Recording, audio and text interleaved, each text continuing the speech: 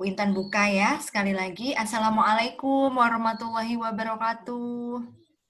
Waalaikumsalam warahmatullahi wabarakatuh. Alhamdulillahirabbil alamin. Semangat, Syukur Bu. alhamdulillah ya kita bisa bertemu secara virtual hari ini by Zoom. Meskipun dalam keterbatasan yang ada kita nggak bisa bertatap muka secara langsung, tapi dengan kondisi seperti ini kita ambil hikmahnya.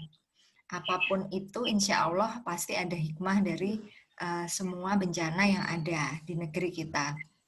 Oke, hari ini pertemuan kultur jaringan, teman-teman silahkan sambil boleh ini ya, sambil mendengarkan Bu Intan, boleh kalian sambil mengerjakan di tempat PKL kalian, mungkin sambil di kamar sambil dengerin apa bisa. Jadi Bu Intan di sini hanya mengulas kembali apa yang menjadi materi kita kemarin hari Selasa ya, tentang penyemaian biji anggrek.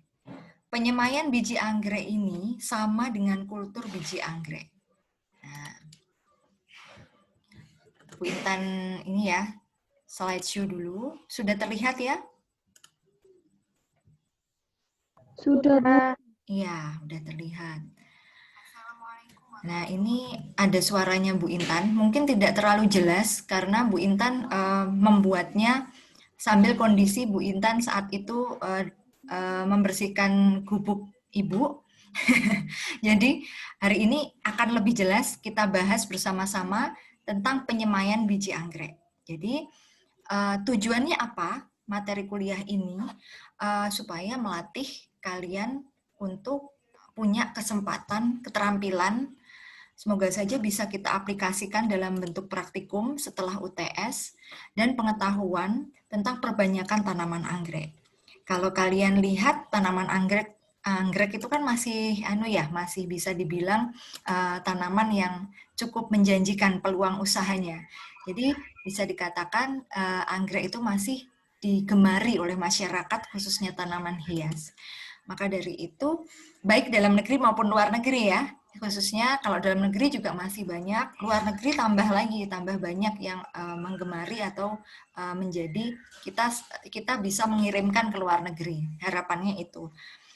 Nah, perbanyakan anggrek itu menggunakan kultur biji. Nah, kenapa kultur biji? Jadi, dasar teorinya nih, Bu Intan akan bahas dasar teorinya. Tunggu ya, slide selanjutnya.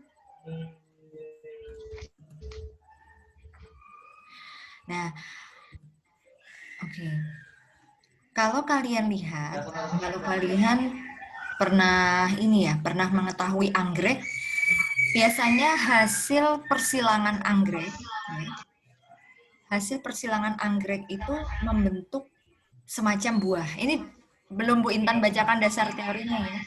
Bu Intan hanya menyampaikan sedikit, mengulas flashback kembali apa itu, kenapa anggrek gitu kan. Nah, anggrek itu punya buah. Nah, di dalam buah anggrek itu terdapat biji anggrek, ukurannya itu kecil sekali. Sehingga dalam satu buah anggrek itu bisa terdapat ratusan hingga jutaan biji. Nah, ini tergantung lagi dari spesies anggrek. Karena spesies anggrek kan banyak. Ada anggrek bulan, ada anggrek yang warnanya ungu. Bu Intan tidak hafal anggrek bermacam-macam ya, sangat-sangat banyak sekali. Namun, anggrek ini memiliki biji lebih dari satu dan cukup banyak, ya, ukurannya kecil. Berbeda dengan biji tanaman yang angiospermi. Ya. Kalau angiospermi, itu dia nyimpen cadangan makanan. Ya. Kalau biji anggrek, ini sedikit atau tidak punya sama sekali cadangan makanan. Karena itulah dia disebut sebagai tanaman endosperm atau endospermi. Nah, konsekuensinya karena nggak punya cadangan makanan, biji-biji ini harus disemai secara in vitro. In vitro kita bantu pakai kultur jaringan di laboratorium pada media yang steril, ya, mengandung sumber makanan, ada hara makro, hara mikro, plus vitamin. Nah, Perkecambahan biji anggrek ini secara alamiah itu di habitatnya itu bisa terjadi. Tapi ada simbiosis dengan semacam mikoriza. Kalau kalian pernah tahu mikoriza ya, semacam mikoriza itu ada di dalam anggrek, biji anggrek tersebut. Nah, dengan kondisi tersebut, persentase perkecambahan itu rendah. Mikoriza itu kan semacam, bukan parasit ya, tapi ya semacam parasit, dia mengambil nutrisi atau protein yang ada di dalam biji anggrek. Dengan kondisi itu pun, makanya persentasenya rendah. 1%, kira-kira hanya 1% lah untuk dia bisa berkecambah. Karena ada si mikoriza itu tadi. Nah, sedangkan penyemaian di luar laboratorium pada media itu tidak steril. Itulah yang menyebabkan biji-biji tersebut mati. Jadi, karena serangan mikroorganisme atau dimakan serangga. Contohnya semut lah. Semut itu pun juga dalam jumlah yang banyak bisa membuat biji-biji anggrek itu juga mati. Karena ukuran biji yang sangat kecil, penaburan biji anggrek ini atau penyemaian biji anggrek ini harus ditanam secara in vitro. Maka dari itu, ini penting sekali untuk keberlangsungan anggrek. Nah, sebentar ya, Bu Intan akan flashback tadi yang syarat. Bu Intan bacakan di dasar teorinya. Tadi Bu Intan udah ceritakan sedikit. Nah, syarat utama yang paragraf ketiga, ini yang Bu Intan, syarat utama ya, yang Bu Intan intinya adalah syarat utama kultur in vitro itu kan kondisi aseptik. Nah, steril.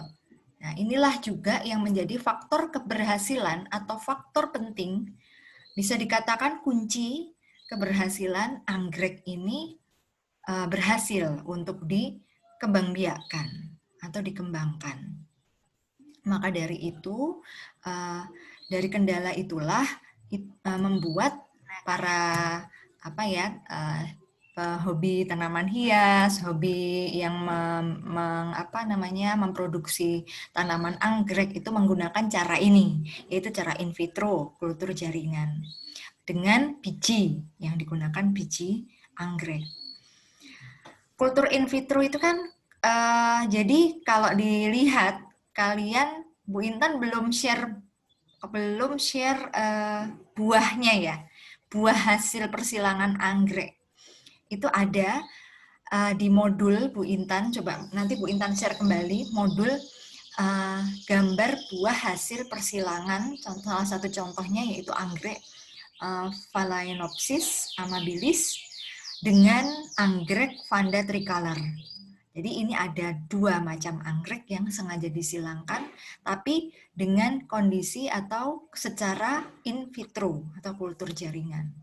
Nah, kembali ke laptop, cara penaburannya nih. Cara penaburannya sterilisasi itu kunci. Tadi udah ya, kunci keberhasilan. Di dalam laminer atau kita mengerjakannya di dalam laminer ya, buah anggrek itu dipegang dengan pinset. Bu Intan cerita sedikit. Alat yang digunakan dulu nih, sebelum kita ke tekniknya ya. Alatnya ada media kultur steril. Belum Bu Intan tuliskan di sini, mungkin kalian bisa catat ya. Media kultur steril yang sudah disiapkan sebelumnya. Kemudian cawan Petri, ya.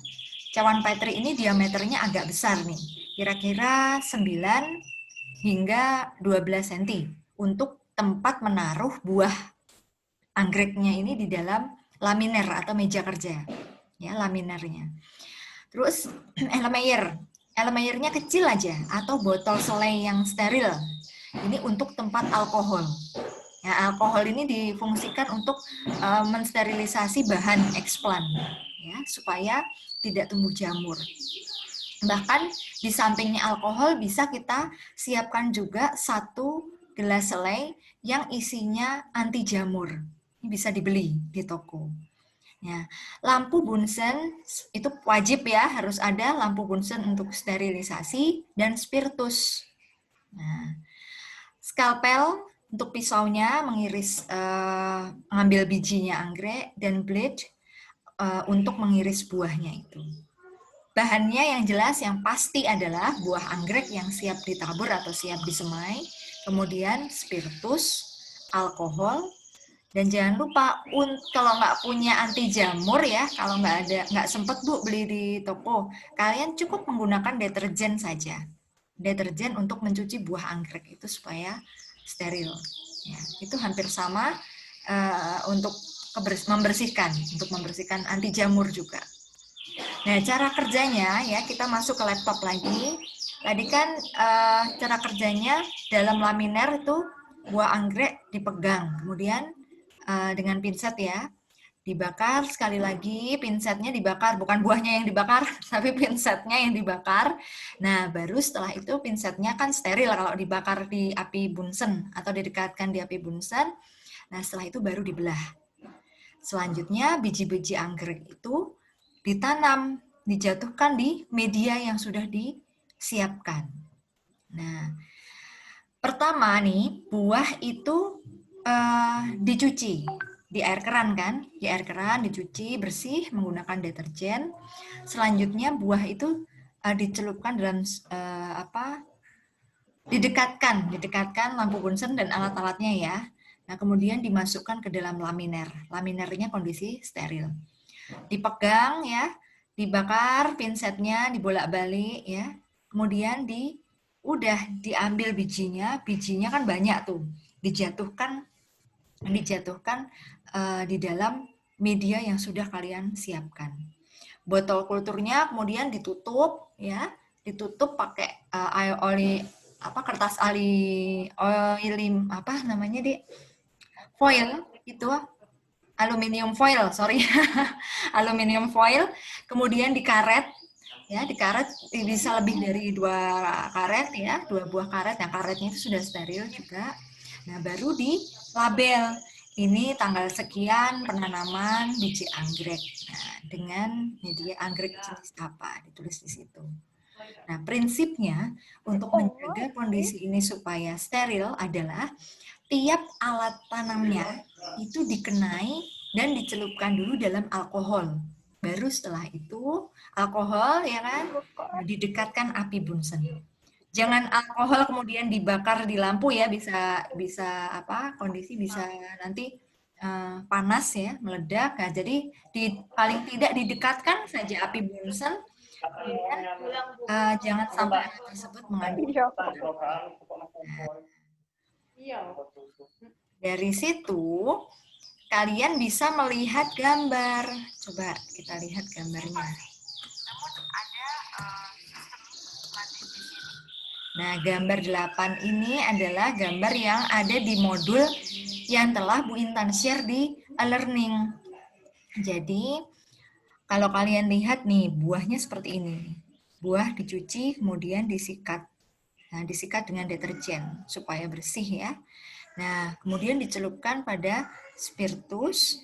Nah, ini sebenarnya bukan dibakarnya ini, buahnya tidak dibakar tapi didekatkan dengan api Bunsen.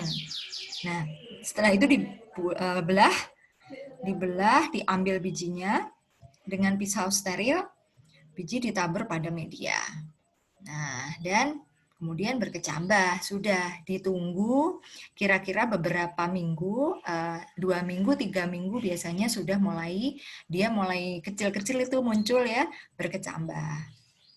Nah, itu bisa kalian lihat bentuknya kayak ini penampakannya. Nah, mengapa ini pertanyaannya? Jadi ada yang di Bu Intan sebutkan tadi ya, mengapa biji anggrek harus ditabur secara in vitro? Kira-kira apa tadi? Dari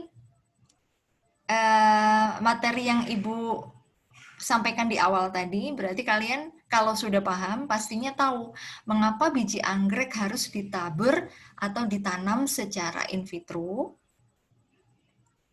Ada yang tahu mungkin teman-teman? Nanti kalau iya silakan, siapa nih? Ineke Bu. Ineke, iya Ke, silakan Ke.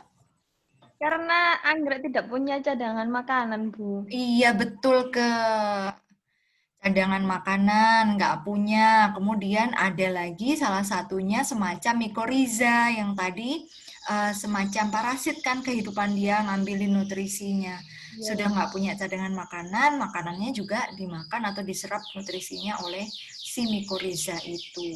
Maka dari itu perlu bantuan secara in vitro. Nah, kira-kira biji anggrek bisa nggak ditabur secara ex vitro? Pertanyaan yang kedua, apakah biji anggrek bisa ditabur secara ex vitro?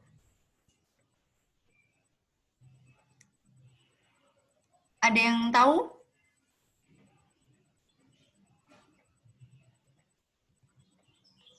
Nah, jawabannya, jadi gini, kalau melihat biji anggrek, ya, bijinya kan di sini banyak sekali. Ada biji anggrek yang tidak terlalu banyak dan ada yang banyak. Kalau yang masih banyak sekali, dalam bisa dibanding, kalau bandingannya gini, jenis A dengan jenis B. Perbandingan biji anggreknya 1:5 ya. Yang jenis A itu 1 bijinya, yang jenis B bijinya 5. Ini Bu Intan imajinasikan atau berikan contoh ya. Tapi lebih dari 1, semua biji anggrek itu lebih dari 1. Hanya banyaknya atau jumlahnya ya. Jumlahnya umpama kalau jenis A 1, jenis B 5. Nah, kalau yang jenis 1 ini sulit sekali dan harus kita tabur secara in vitro. Karena memang dia kondisinya sedikit bijinya. Jadi kalau dikatakan kunci keberhasilannya lebih dominan yang lebih sedikit ya, lebih banyak ya dibandingkan lebih sedikit kalau secara ex vitro. Sedangkan kalau yang sedikit ini harus dibantu secara in vitro. Kalau yang banyak masih bisa, ex vitro masih bisa ditabur secara ex vitro. Namun kendalanya memang kita harus ngecek cadangan makanannya karena nggak punya itu tadi, apakah nutrisinya terpenuhi, apakah mikorizanya lebih banyak dibandingkan dengan bijinya, maksudnya memakan ya parasitnya lebih banyak. Kalau parasitnya di situ sedikit, kemudian bijinya ternyata memungkinkan untuk ditanam ex vitro, masih bisa digunakan. Jadi Bu Intan ulangi ya. Kalau in vitro itu biasanya pada biji anggrek yang lebih sedikit. Kalau ex vitro memungkinkan masih bisa ditabur secara ex vitro, namun kita harus mengecek mikoriza yang ada di dalam biji apakah itu merugikan atau tidak. Jumlahnya kalau banyak kan pastinya merugikan karena nutrisinya habis. Nah, sebaiknya memang dibantu secara in vitro. Tapi kalau ditanya bisa nggak biji anggrek ditabur ex vitro? Bisa. Tergantung jenisnya. Nah, jenis itu indikasi dari banyaknya biji juga. Jadi jenis A misalnya, bijinya lebih banyak. Jenis B lebih sedikit. Berarti yang lebih sedikit ini kita bantu yang in vitro. Karena tidak mungkin biji sedikit ini terus menghasilkan, kunci keberhasilannya pasti akan lebih kecil. Tapi kalau yang masih banyak, oke, ex vitro why not? Kenapa enggak? Masih bisa kita tanam tabur secara ex vitro. Gitu ya. Jadi itu tadi teman-teman semuanya, yang perlu kita diskusikan adalah tadi udah caranya sudah ya kan, alat dan bahan yang digunakan juga sudah. Yang bahan diskusinya adalah yang tadi. Kalau ada pertanyaan lagi nih misalnya, bentar ya, Bu Intan. Nah, apakah bunga anggrek itu hanya dari kultur biji? Ada yang bisa jawab nggak? Apakah perbanyakan anggrek secara in vitro itu hanya dari bijinya? Ataukah bisa dari organ yang lain? Nah, coba Bu Intan tanya ke kalian. Ada yang tahu? Silahkan.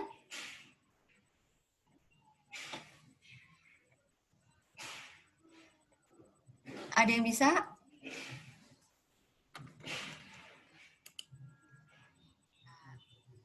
Pertanyaan mendasar adalah, oke, jadi gini, kalau tadi Bu Intan sudah ngobrol tentang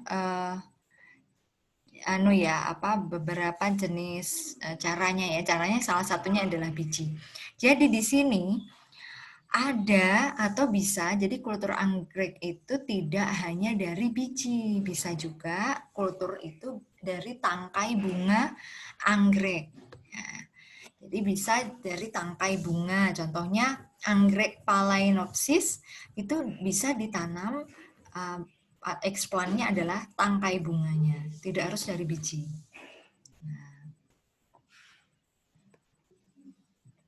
Ada mungkin tidak sampai sini ada pertanyaan sebelum Bu Intan sampaikan lebih lanjut tentang perbanyakan biji anggrek, penyemaian biji anggrek. Nah, kenapa Bu Intan yang Bu Intan ulas kok bijinya Bu? Kenapa nggak yang lainnya? Karena kalau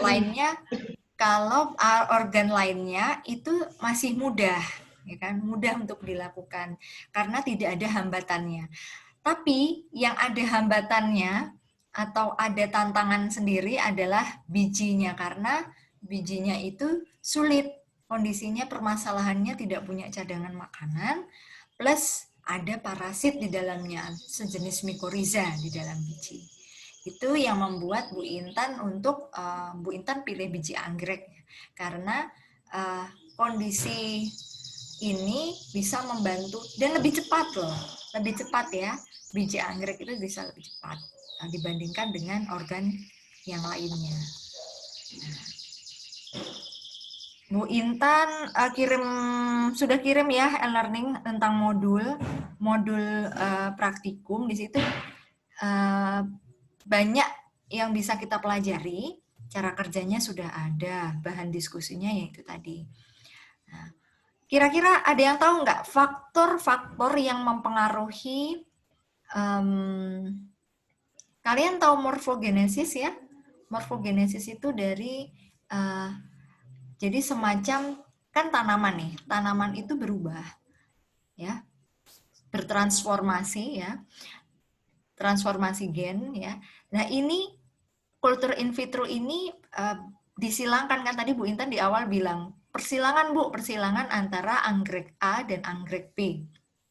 Bisa dilakukan dan sangat memungkinkan. Nah, itu yang dinamakan semacam ada morfogenesis. Nah, kira-kira faktor apa yang mempengaruhi? Ada yang tahu? Teman-teman semua ada yang tahu?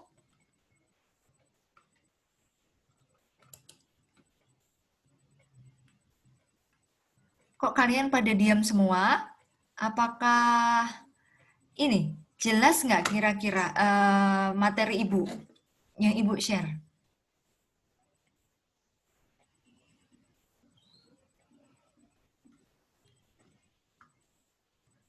Ineke? Dalam, Bu. Ini pada ngantuk semua atau masih stay tune ya? Iya, Bu. Jelas kok, Bu. Tapi Bu, nggak sesuai materi, jadi nggak tahu jawabnya. Oh gitu. Ini di luar materi, iya. Jadi pertanyaan Bu Intan sendiri. Apa Vinsa? Ya, burung. Nggak jelas gua anak-anak, Bu. Nggak jelas, belum jelas ya?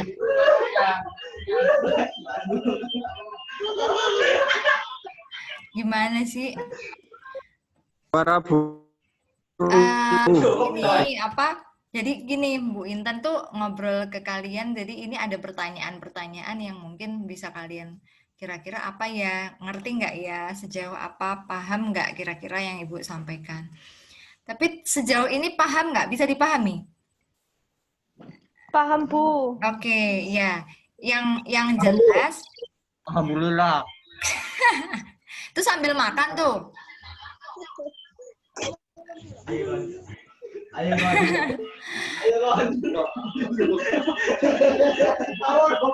Oh, anak-anak tuh, ya ampun. Oke lah, berarti gini, apa Bu Intan, ini bukan di luar dari konteks, tapi ada pertanyaan-pertanyaan yang bisa kita diskusikan. Contohnya tadi satu pertanyaan tentang tingkat tingkat apa namanya keberhasilan penyemaian biji anggrek itu kenapa harus in vitro ya kan? Ternyata benar dari cadangan makanannya nggak punya.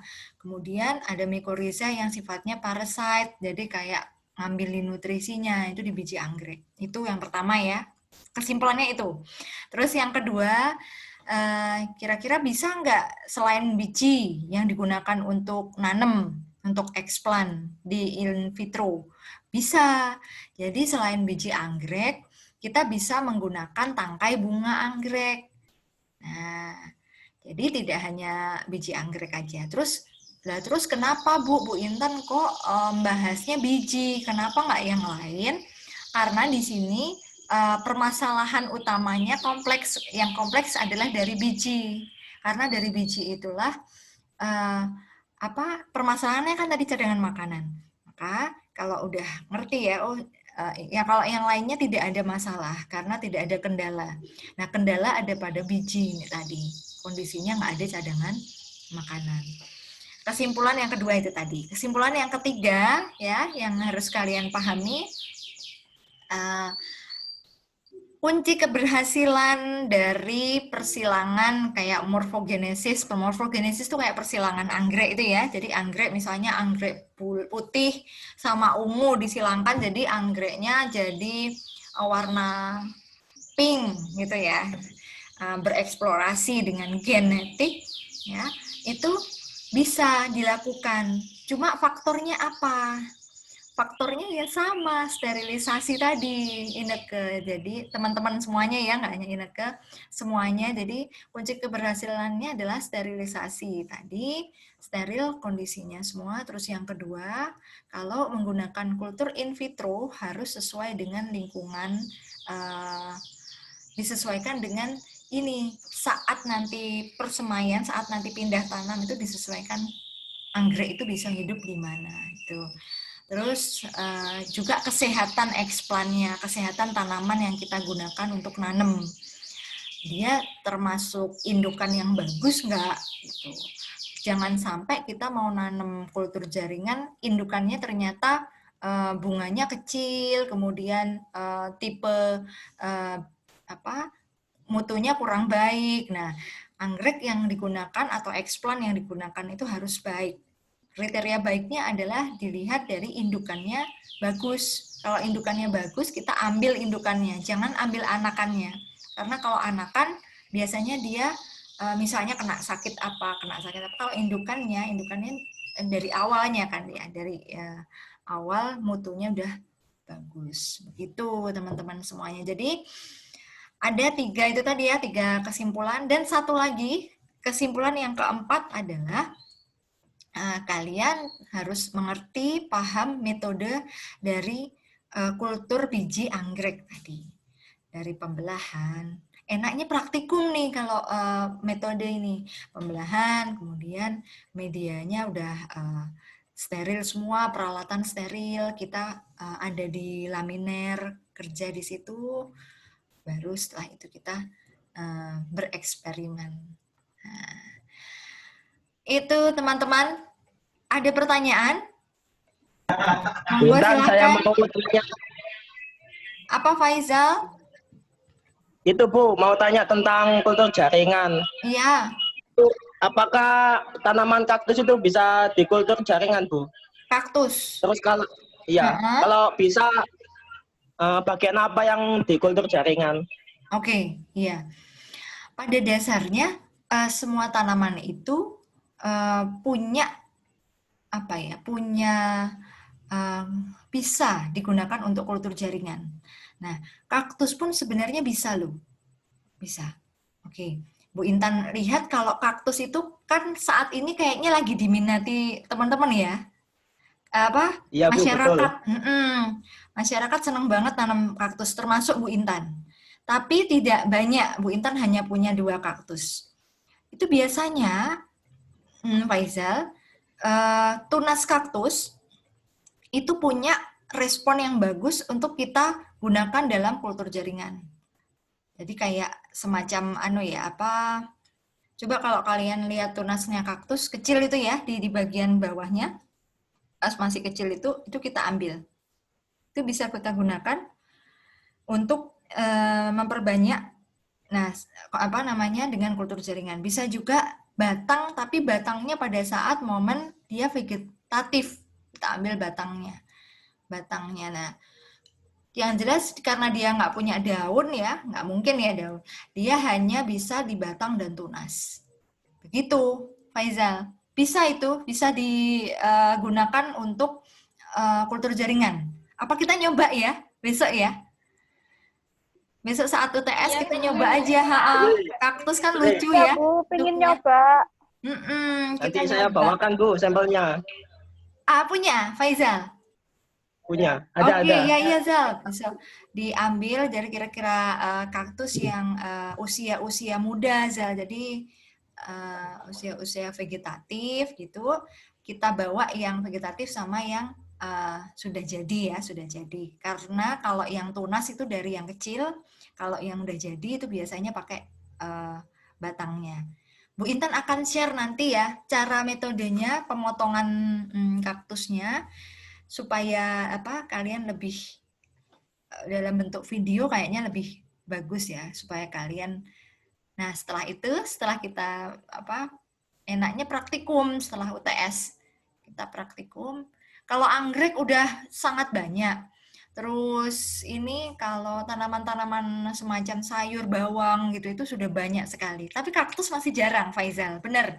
Jadi kita bisa sekalian produksi umpama berhasil kan lumayan tuh, bisa banyak kaktusnya. Dan bisa kita silangkan. Umpama nggak usah nyilangin dulu, kita paling nggak nanam dulu ya. Kalau nyilangin kan susah tuh. Kalau nanam memperbanyak kaktus yang jenis itu, Faizal cari kaktus yang jenisnya agak jarang, maksudnya yang mahal. Jadi supaya kita nggak sia-sia. Kalau nanam itu baiknya adalah kita cari yang mahal supaya nanti bisa kita jual lagi itu lumayan menghasilkan gitu. Ada lagi teman-teman? Ini teman-teman yang udah pernah menanam kaktus itu di